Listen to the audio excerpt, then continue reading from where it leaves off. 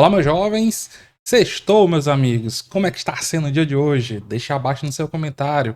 Mercado hoje predominantemente comprador, tanto lá fora quanto aqui no Brasil. Bolsas dos Estados Unidos, tudo aqui no verdinho, uns mais, outros menos. E o nosso índice Bovespa, principal índice da bolsa, tá aqui lutando para sair do 0 a 0. Ligeira alta por enquanto, tá na região dos 130 mil e 140 pontos, 130, 140, lutando para não perder essa região. E em relação a principais destaques das ações maiores, que tem maior volume, principal destaque da Vale. Vale hoje já tocou nos R$ 62, força compradora muito forte. Petrobras tá aqui engateando, inclusive quem tá segurando o mercado, quem tá segurando o Ibovespa, são as ações da Petrobras e do setor financeiro. Porque se depender do segmento de siderurgia e mineração, o mercado ele dá uma subida mais forte aí, ele recupera um pouquinho ao longo do dia.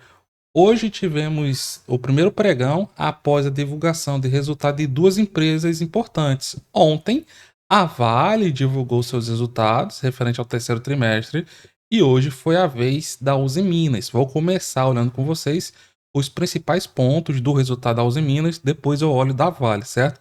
E deixa abaixo no seu comentário se você investe em alguma dessas companhias. Começando com os destaques da Uzi Minas. O que foi que ajudou a empresa a lucrar mais de 160 milhões de reais? Ela conseguiu aqui o que qualquer companhia quer: reduzir custos e aumentar suas vendas. Então ela fez o dever de casa. Em relação a resultados, destaques, ó. Aqui temos vendas de minério de ferro, passaram das 2 milhões de toneladas, vendas de aço, mais de 1 milhão de toneladas. O aço subiu 10% em relação ao trimestre anterior. Aí eu vou olhar os principais indicadores, botando comparativos, só comparando com o período do ano passado. Volume de venda de aços, 10% de alta em relação ao terceiro trimestre de 2023. Minério de ferro caiu 4%. Receita líquida, 2% de alta. A empresa atingiu no trimestre mais de 6 bilhões e 800 milhões de reais. EBITDA, que é o que mede o resultado operacional, 426 milhões. Recuperou em relação a todos os outros. Inclusive, ela chegou a dar EBITDA negativo no terceiro trimestre, ó, negativo em 20 milhões de reais. Margem EBITDA subindo. Agora o EBITDA então a mais de 6%. A cada 100 reais de receita gerou 100 reais aqui de EBITDA. E reverteu o prejuízo de 100 milhões de reais no período anterior e de 166 milhões no terceiro trimestre de 2023. Nível de alavancagem reduziu também. Por que reduziu? Porque melhorou o EBITDA. Porque a empresa mesmo, ela não é uma empresa endividada. Ela, inclusive, deu uma reduzida em relação ao segundo trimestre de 2024. Sua dívida líquida está em 644 milhões de reais contra 1 bilhão de reais. Mas aqui dívida não é o que atrapalha a Uzi Minas, não. Vale, por sua vez, o que foi que influenciou na Vale? É o que eu irei olhar com vocês. A parte de receita deu uma caída, mesmo assim ela entregou 9 bilhões e meio de reais em relação ao período anterior. E aqui no acumulado do ano, a receita da empresa já se aproxima dos 28 bilhões de reais, ligeira queda de 3%. E na Vale, no trimestre, os custos deram uma reduzida também. Tivemos uma redução de 2% na Vale. EBITDA veio fraco, porque os preços também do minério de ferro estavam menores. 18% de queda, EBITDA de 3 bilhões e 600, e no acumulado do ano, o EBITDA está em 11 bilhões de dólares. Tudo isso aqui é dólar, certo? Os resultados da Vale são em dólar. Queda de 9% em relação ao mesmo período anterior. Fluxo de caixa livre caiu bastante, 84% de queda, atingiu 179 milhões de reais contra 1 bilhão 126. E no ano, esse fluxo de caixa caiu mais de 50%, atingindo 2 bilhões contra mais de 4 bilhões no mesmo período do ano anterior. E o lucro veio de 2 bilhões 412 milhões de reais, 15% acima do mesmo período, abaixo, desculpem, do mesmo período de 2023, e no acumulado do ano, o lucro está 23% acima do que estava nos 9 primeiros meses de 2023. Então, esse lucro da Vale, apesar de outros resultados mais fracos, eles vieram acima do que o mercado esperava. Veio com uma alta de 40% em relação a 1 bilhão e 700 que o mercado estava esperando. Em relação ao EBITDA, ele veio mais fraco. O mercado estava esperando um EBITDA 18% maior do que o que veio. E como tivemos. Não, aqui é o. A receita também ficou imediatamente. O estimado, desculpa. Ali foi o resultado, né? Foi levemente acima. Era 3 bilhões e meio, fez 3 bilhões e 600. A receita não foi nem acima nem abaixo. 9 bilhões e 578 milhões de dólares era o mercado. E segundo a XP, o que ajudou bastante foi o desempenho da empresa com a redução de custos. Outra empresa que teve redução de custos. Mas a parte de vendas também reforçaram, ajudaram a empresa a ter um resultado positivo. Outra informação muito importante da Vale é em relação ao acordo envolvendo Mariana. A empresa deve pagar 5 bilhões de reais.